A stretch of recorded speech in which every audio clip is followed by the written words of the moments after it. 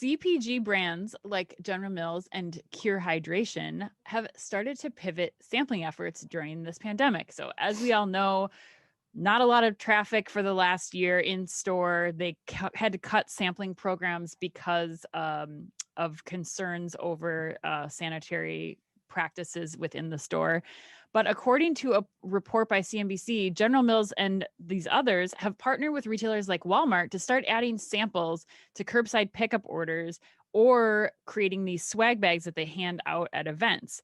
Now, the retailers love this, obviously, because they can add this extra delight and surprise moment to customers who either come, to the store for curbside pickup or as a way to further engage them when they're fulfilling other like e-commerce delivery orders. Now, Walmart is testing this also with some welcome boxes as part of a perk when you sign up for the subscription service Walmart Plus. What are you guys thinking? I mean, I think this is fun. I love this. Emily, you go first. What do you think here? So I sometimes do like a Cub Foods pickup through Instacart, and every once in a while they give me a bag that has like a sparkling ice, an apple, and a granola bar, and it's awesome. So and it's I was actually delightful. And I was actually like reminded of this brand of granola bars that I really like. I just never buy. And I was like, I think I'm going to buy that the next time. So when I read this headline, I was like, totally, this is so much fun. And like, it just gets people exposed to different products that they normally aren't, maybe. Ooh, what brand, may I ask? Lara Bar. Wow, right. Okay, cool. Look at you. Like you got surprised and delighted by the unexpected Lara Bar. That's cool. I think this is sweet. I think one of the things I don't think is being talked about enough, there's a couple of angles of this story. I think one is we talk about store of the future, which is a term if people know us well, like I don't like very much. But the thing for me is like, what's the parking lot design of the future? And you've talked about that a lot. Like, what does that really start to look like? And how do you start to think about this and many other things in terms of the design of that consumer experience? We talked about the robots. Remember, what was that robot called? Smiley the robot, like going around, like, concessions, that type of thing. But the other thing I love about this, and I was talking about this I think I mentioned this in the show before too, talking about this at the NCA panel, the National Confectioners Association meeting that I did a few weeks ago. Where, they're selling things that are, essentially, purchased at the end of, the checkout experience, and that's changing now.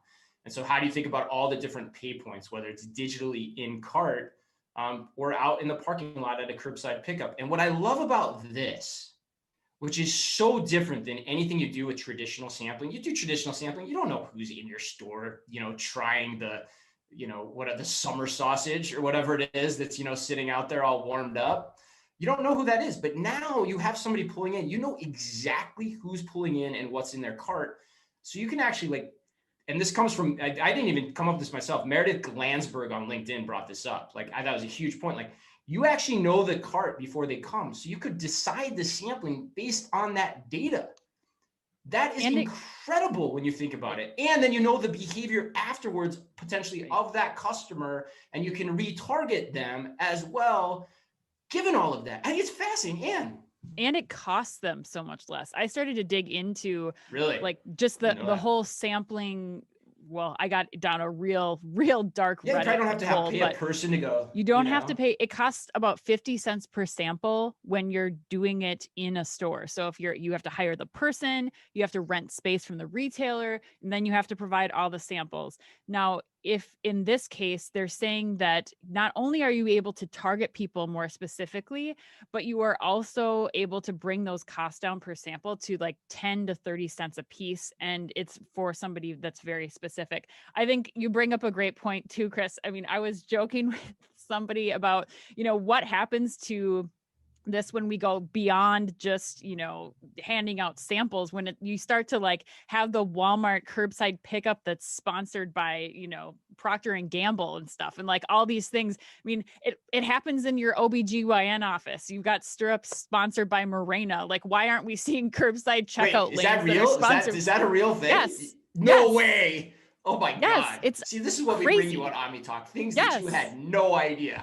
Wow. Well, I think every woman on the show probably has a very good idea about that, but maybe the male 50% of the population probably did not know that there's a sponsorship opportunity in that situation. So stirrup covers. It's amazing. That's amazing. No, I don't know what the return on investment is on that, so I can't give you any stats there, but I'm just saying, like, this opens up a world of opportunity for, I mean, like, I was talking with somebody on LinkedIn, like, stadiums do this. They're like, why aren't retailers getting more revenue from some things like this where, I think lots of CPG companies are willing to experiment, and they're going to have to try different ways to approach the customers. So I think it makes sense, and I'm really excited to keep following this.